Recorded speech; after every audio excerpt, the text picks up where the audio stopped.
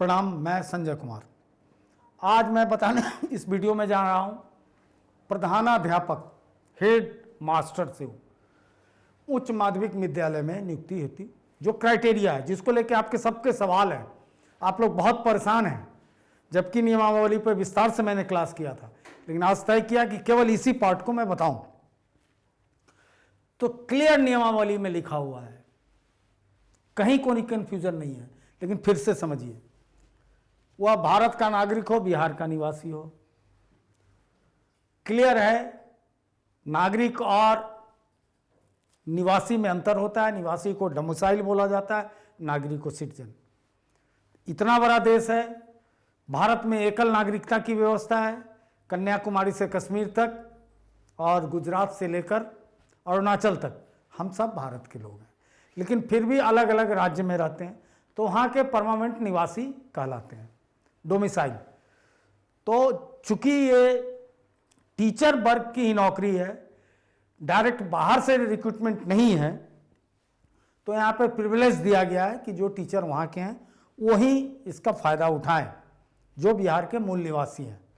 मूल निवासी का मतलब नहीं है कि कोई दिल्ली में रह रहा है, कोई दिल्ली के सरकारी स्कूल में टीचर है और वो बिहार का मूल निवासी है। सपोज डेट वो सिवान का रहने वाला है और दिल्ली में नगर निगम प्राथमिक विद्यालय में काम कर रहा है, क्या वो एलिजिबल होगा कि नहीं होगा? बिल्कुल होगा, क्योंकि सरकारी व्यवस्था में टीचर उसको होना चाहिए और उस राज्य का मूल निवासी होना चाहिए। तो इस प्रॉब्लम से आप बाहर हो जाइए कि जो वहाँ का निवासी है, चाहे वो झारखंड में काम करता हो। हाँ, अब झारखंड में चला गया कोई, वहाँ का मूल निवासी वो डिक्लेयर हो गया 2000 के बाद जब राज्य का बंटवारा हुआ, वो इसके लिए एलिजिबल नहीं है। नेक्स्ट, कि उसको मान्यता प्राप्त विश्वविद्यालय से 50% अंकों के साथ स्नातक होना चाहिए, यानी वो ग्रेजुएट होगा, बीए, बीएससी, बीकॉम, लेकिन 50% सामान्य कैटेगरी। किसी ढंग का रिजर्वेशन लगता है उसको तो 5% अंकों की छूट है। क्या रिजर्वेशन?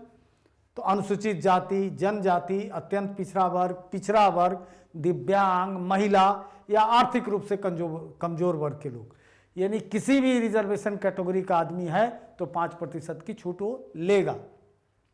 और मान्यता प्राप्त का मतलब है कि यूजीसी से रिकॉग्नाइज विश्वविद्यालय होना चाहिए, चाहे केंद्रीय हो, ओपन हो, राज्य का विश्वविद्यालय हो। उसके अतिरिक्त अगर वह मौलाना मजहूल हक फारसी अरबी विश्वविद्यालय पटना या बिहार राज्य मदरसा शिक्षा परिषद द्वारा प्रदत्त, अगर उसके पास आलिम की डिग्री है, आलिम माने ग्रेजुएट, आलिम मीन्स ग्रेजुएट, आलिम की डिग्री हो, या कामेश्वर सिंह दरभंगा संस्कृत विश्वविद्यालय से उसको शास्त्री की डिग्री हो, वह एलिजिबल होगा, कोई कंफ्यूजन नहीं। उसके बाद मान्यता प्राप्त संस्थान से उसको बीएड होना चाहिए, मान्यता प्राप्त संस्थान से उसको बीएड होना चाहिए। और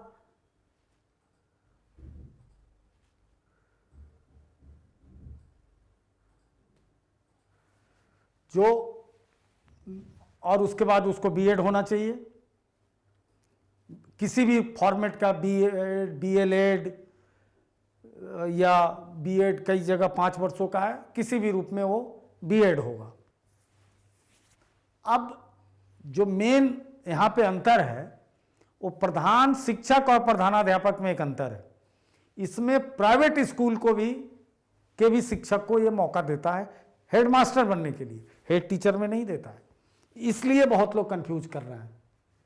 अब कहता है कि 2 कैटेगरी हैं, राज्य सरकार का विद्यालय, पंचायती राज संस्था द्वारा चलने वाला निकाय, किसी भी ढंग से चलने वाला विद्यालय, वो माध्यमिक विद्यालय होना चाहिए, यानी 10वीं तक की पढ़ाई उसमें होनी चाहिए।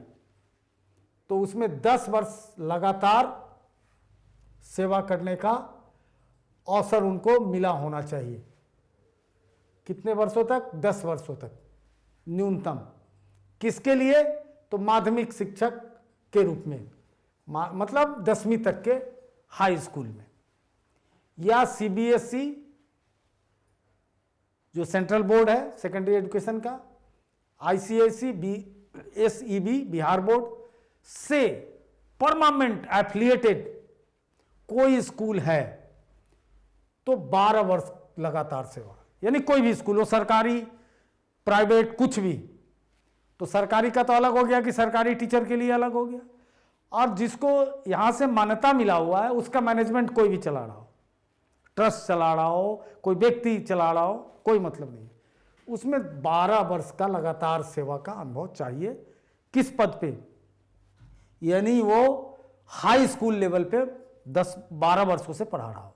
2 वर्ष का फायदा है आपको सरकारी वालों को, या जो राज्य के सरकारी हाई स्कूल या पंचायती राज संस्था के हाई स्कूल, उच्च माध्यमिक यानी जिसमें प्लस 12 तक की पढ़ाई होती हो, 12वीं तक की, उसमें कोई सरकारी टीचर है तो 8 वर्ष लगातार सेवा किया, उसको वो एलिजिबल है।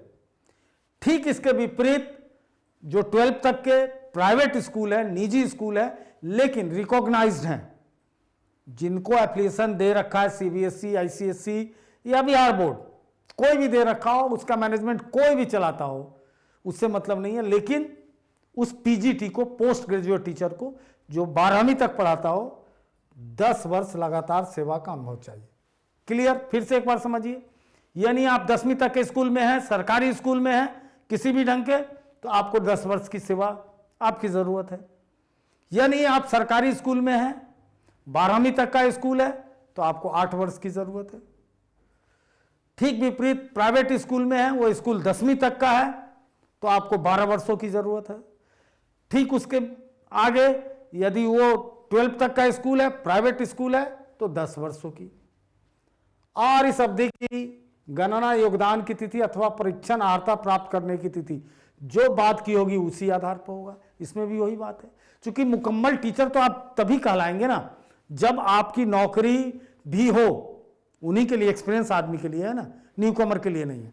और वो एक्सपीरियंस जस्टिफाई किसके साथ होगा? आपकी डिग्री के साथ। अब सोच लीजिए मिश्री लाल जी एक शिक्षक हैं, और मिश्री लाल जी ने ज्वाइन कर लिया, बहुत एमएससी मैथ थे, किसी स्कूल में ज्वाइन कर लिया 2010 में जाके, ठीक है, किसी प्राइवेट स्कूल में चले गए, बहुत अच्छा मैथ के टीचर थे, स्कूल ने उनको ज्वाइनिंग दे दिया, इस शर्त के साथ दिया कि आप बीएड 2 साल में करके दिखा दीजिए।